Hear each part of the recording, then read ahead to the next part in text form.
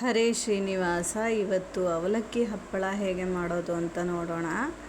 ಇವತ್ತು ಒಂದು 1/4 kg ಅವಲಕ್ಕಿ ತೊಗೊಂಡಿದ್ದೀನಿ ಅಷ್ಟೇ. ಇಲ್ಲಿ 1/4 kg ಆಗೋಷ್ಟು ಅವಲಕ್ಕಿ ಸಾಕು. ಅಂದರೆ ನನಗೆ ಒಂದು ಸ್ವಲ್ಪನೇ ಮಾಡಿದರೆ ಸಾಕು ಅನ್ನಿಸ್ತು. 1/4 kgಗೆ ಒಂದು 53 ಹಪ್ಪಳ ಬರುತ್ತೆ. ನಿಮಗೆ ಜಾಸ್ತಿ ಬೇಕು, ಜಾಸ್ತಿ ಜನ ಇದ್ದೀರಾ ಅಂತಂದರೆ ನೀವು ಇನ್ನೂ ಜಾಸ್ತಿ ಹಾಕ್ಕೋಬೋದು. ಇದನ್ನು ಅವಲಕ್ಕಿನ ಚೆನ್ನಾಗಿ 2 ಸಲ ತೊಳ್ಕೊತಾ ಇದ್ದೀನಿ ನಾನು. ತೊಳ್ಕೊಂಡು ಆಮೇಲೆ ಇದನ್ನು ಮುಚ್ಚಿಡ್ತೀನಿ.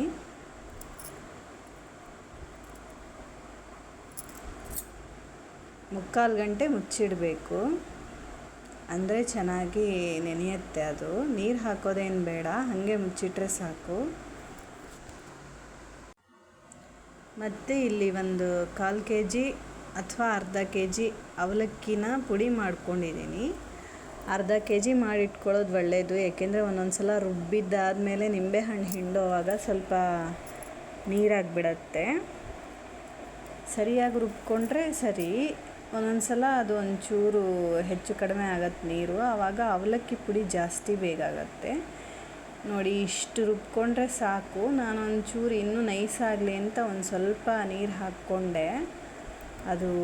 ಇದು ಫಸ್ಟ್ ಟ್ರಿಪ್ಪು ಮಿಕ್ಸಿಗೆ ಹಾಕ್ಕೊಂಡೆ. ಇದನ್ನು ಸೆಕೆಂಡ್ ಟ್ರಿಪ್ ಹಾಕ್ಕೊಳ್ಳೋವಾಗ ಹಸಿಮೆಣಸಿನ್ಕಾಯಿ ಎಲ್ಲ ಸೇರಿ ಹಾಕ್ಕೊಳ್ಳೋವಾಗ ರುಬ್ಕೊಳ್ಳಿ ಚೆನ್ನಾಗಿ ಅಂತ ಒಂಚೂರು ನೀರು ಜಾಸ್ತಿ ಆಯಿತು.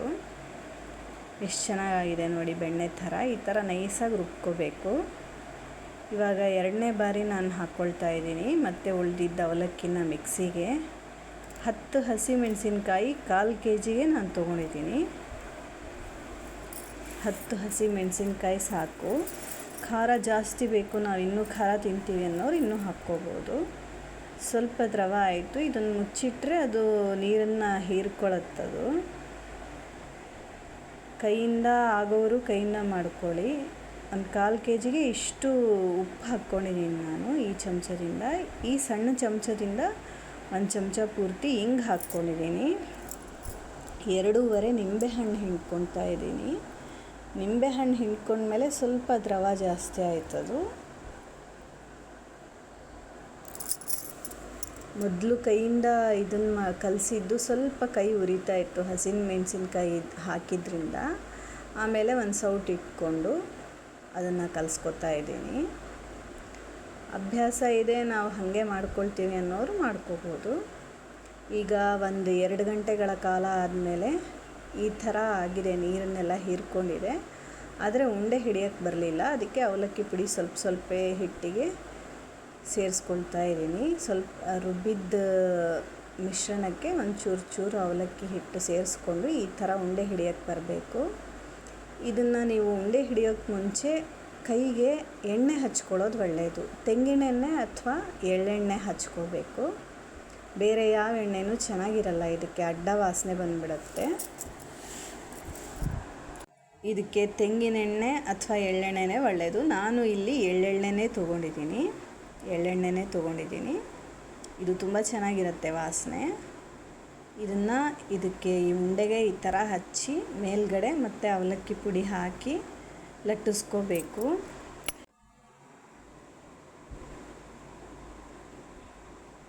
ಇಲ್ಲ ನಮಗೆ ಎಣ್ಣೆ ಬೇಡ, ನಾವು ಬರೀ ಅವಲಕ್ಕಿ ಪುಡಿ ಮಾತ್ರ ಹಾಕ್ಕೊಂಡು ಲಟ್ಟಿಸ್ಕೋತೀವಿ ಅಂತನೋರು ಮಾಡ್ಕೋಬೋದು. ಲಟ್ಟಿಸಿ ಇಟ್ಕೊಂಡಿದ್ದೀನಿ ನೋಡಿ ನಾನಿಲ್ಲಿ. ಈ ಥರ ಈ ಸೈಜಿಗೆ ನಾನು ಲಟ್ಟಿಸಿ ಇಟ್ಕೊಂಡಿದ್ದೀನಿ. ದೊಡ್ಡ ಸೈಜ್ ಬೇಕು ಅಂತಂದರೆ ಇನ್ನೂ ಉಂಡೆ ದೊಡ್ಡದು ಮಾಡಿಕೊಂಡು ನೀವು ಇನ್ನೂ ದೊಡ್ಡದಾಗಿ ಲಟ್ಟಿಸ್ಕೋಬೋದು. ಅದು ನಿಮ್ಮ ಇಷ್ಟ. ದೊಡ್ಡ ಹಪ್ಪಳ ಬೇಕು ಅಂತಂದರೆ ಆ ಥರನೂ ಮಾಡ್ಕೋಬೋದು. ಸಣ್ಣದು ಸಾಕು ಅಂತಂದರೆ ಈ ಥರನೂ ಮಾಡ್ಕೋಬೋದು. ನಾನು ಇದನ್ನೆಲ್ಲ ಲಟ್ಟಿಸೋದಕ್ಕೆ ಸಂಜೆ 7 ಗಂಟೆ ಆಗೋಯಿತು. ಬೇರೆ ಕೆಲಸಗಳಿರೋವಾಗ ಈ ಟೈಮ್ಗೆ ಮುಗಿಸ್ಲಿಕ್ಕೆ ಸಾಧ್ಯ ಆಯಿತು ನನ್ನಿಂದ. ಹಾಗಾಗಿ ಮನೆ ಒಳಗಡೆನೇ ಒಂದು ಬಿಳಿ ಬಟ್ಟೆ ಹಾಸಿ ಅದ್ರ ಮೇಲೆ ಲಟ್ಟಿಸಿದ್ದನ್ನೆಲ್ಲ ಒಣ ಹಾಕಿಟ್ಟಿದ್ದೀನಿ. ಹಾಗೆ ಇಟ್ಬಿಟ್ರೆ ಅದು ಒಂಥರ ಲಟ್ಟಿಸಿದ್ದೆಲ್ಲ ಹರ್ಕೊಂಬಂದ್ಬಿಡತ್ತೆ. ಇದನ್ನು ಹಸಿದಾಗೂ ಕರಿಬೋದು. ಒಣಗಿಸೋದು ಯಾಕೆ ಅಂತಂದರೆ ತುಂಬ ದಿನ ಕೆಡದೇ ಇರಬೇಕು ಅನ್ನೋದಕ್ಕೋಸ್ಕರ ಒಣಗಿಸೋದು. ಬಿಸಿಲಲ್ಲಿ ಚೆನ್ನಾಗಿ ಒಣಗುತ್ತೆ, 1 ದಿನದಲ್ಲೇ ಒಣಗುತ್ತೆ. ಆದರೆ ನೀವು ತುಂಬ ದಿನ ಅದನ್ನು ಶೇಖರಿಸಿ ಇಟ್ಕೋಬೇಕು ಅಂತಂದರೆ ನೀವು 3 ದಿನ ಬಿಸಿಲಲ್ಲಿ ಇಡಲೇಬೇಕು. ಅಂದ್ರೇ ಸ್ವಲ್ಪ ಚೆನ್ನಾಗಿರೋದು. ಸ್ವಲ್ಪ ದಿನಕ್ಕೆ ಒಂದು 15 ದಿನದಿಂದ 1 ತಿಂಗಳವರೆಗೂ ಚೆನ್ನಾಗಿರುತ್ತೆ. ತಟ್ಟೆನಲ್ಲಿ ಹಾಕಿಟ್ಕೊಂಡಿದ್ದೀನಿ. ಈ ಥರ ಧೋತ್ರ ಹಾರಿ ಅದು ಮುಚ್ಕೊಂಡ್ಬಿಡ್ತಾ ಇತ್ತು. ಕಲ್ಲು ಎಲ್ಲೂ ಇಲ್ಲ ಇಲ್ಲಿ, ಹಾಗಾಗಿ ತಟ್ಟೆನಲ್ಲಿ ಒಂದು ಸ್ವಲ್ಪ ಹಾಕಿಟ್ಕೊಂಡಿದ್ದೀನಿ.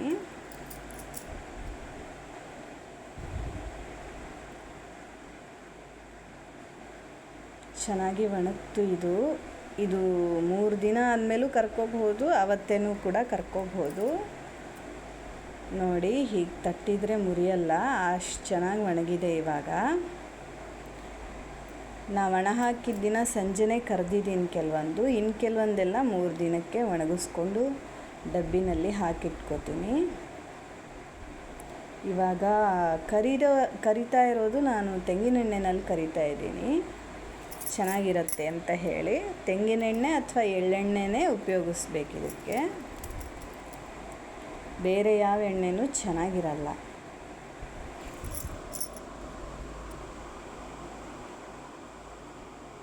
ಎಣ್ಣೆ ಬಿಸಿ ಆದಮೇಲೆ ಹಾಕ್ಕೊಂಡಿದ್ದೀನಿ. ಸ್ವಲ್ಪ ನಿಧಾನಕ್ಕೆ ಕರ್ಕೋಬೇಕು ಇದನ್ನು.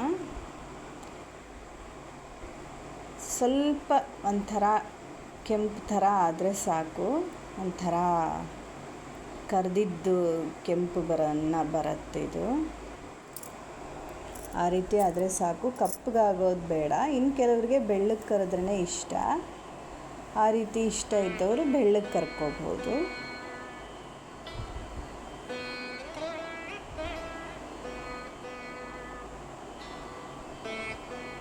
ಮೊದಲನೇದು ಹಾಕಿದಾಗ ಸ್ವಲ್ಪ ನಿಧಾನಕ್ಕಾಗತ್ತೆ, ಎರಡನೇದೆಲ್ಲ ಹಾಕೋವಾಗ ಚೆನ್ನಾಗಿ ಬೇಗ ಆಗುತ್ತೆ.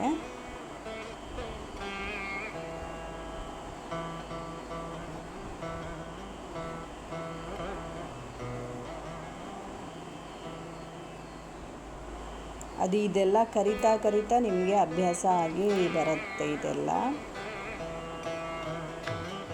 ಶುರುವಿಗೆ ಮಾಡೋರೆಲ್ಲ ಮಾಡ್ತಾ ಅಭ್ಯಾಸ ಮಾಡಿಕೊಂಡು ಗೊತ್ತಾಗಿ ಎಲ್ಲ ಮಾಡೋ ಥರ ಆಗುತ್ತೆ. ಮಾಡ್ತಾ ಅನುಭವದಿಂದ ಎಲ್ಲ ಕೆಲಸಗಳು ಬರುತ್ತೆ.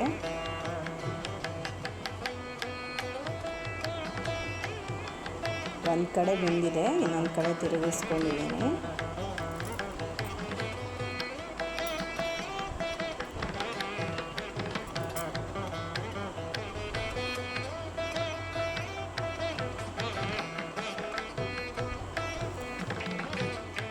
ಹಪ್ಪಳ ಲಟ್ಟಿಸ್ತಾನೆ ಕೂಡ ಹಸಿದು ಕೂಡ ಹಾಗೇ ಕರ್ಕೋಬೋದು. ಈಗ ನಿಮಗೆ ಅರ್ಜೆಂಟ್ ಇದೆ, ಬೇಕು ನಮಗೆ ಅಂತ ಅನ್ನೋವಾಗ ಹಸಿದಾಗೆ ಮಾಡಿಕೊಂಡು ಲಟ್ಟಿಸ್ಕೊಂಡು ಹಾಗೇ ಡೈರೆಕ್ಟಾಗಿ ಕರ್ಕೋಬಹುದು, ಏನೂ ತಪ್ಪಿಲ್ಲ. ನಾವು ತುಂಬ ದಿನ ಚೆನ್ನಾಗಿರಬೇಕು ಅನ್ನೋದಕ್ಕೋಸ್ಕರ ಅದನ್ನು ಒಣಗಿಸಿ ಇಟ್ಕೊಳ್ಳೋದಷ್ಟೇ ಹೊರತು ಹಪ್ಪಳ ಲಟ್ಟಿಸಿದ ತಕ್ಷಣ ಕರಿಬಾರ್ದು ಅಂತ ಏನಿಲ್ಲ.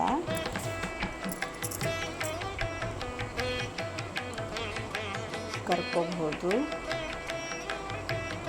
ನೋಡಿ, ಬಣ್ಣಕ್ಕೆ ಬಂದಿದೆ.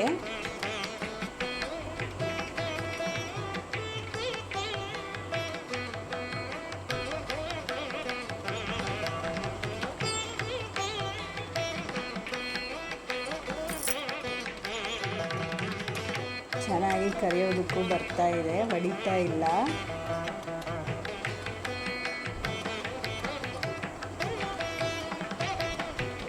ತುಂಬ ನೀರಾಗಿತ್ತು ಅಂತಂದರೆ ಹರಿಯುತ್ತೆ ಹಪ್ಪಳ, ಮತ್ತು ಈ ಥರ ಕರಿಯೋವಾಗೂ ಒಡೆದ್ಬಿಡುತ್ತೆ. ಅದಕ್ಕೆ ಲಟ್ಸೋಕ್ಕೆ ಎಷ್ಟು ಬೇಕೋ ಆ ಪದಕ್ಕೆ ಕಲಿಸ್ಕೋಬೇಕು.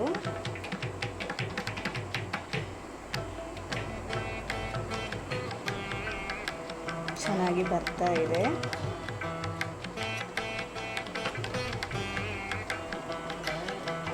ಇದಕ್ಕೆ ಸ್ವಲ್ಪ ತುಂಬ ಸಹನೆ ಬೇಕು, ನಿಧಾನಕ್ಕಾಗತ್ತೆ. ಈ ಥರ ಪದಾರ್ಥಗಳು ತುಂಬ ಅವಸರ ಮಾಡ್ಕೋಬಾರ್ದು, ನಿಧಾನಕ್ಕೆ ಮಾಡ್ಕೋಬೇಕು.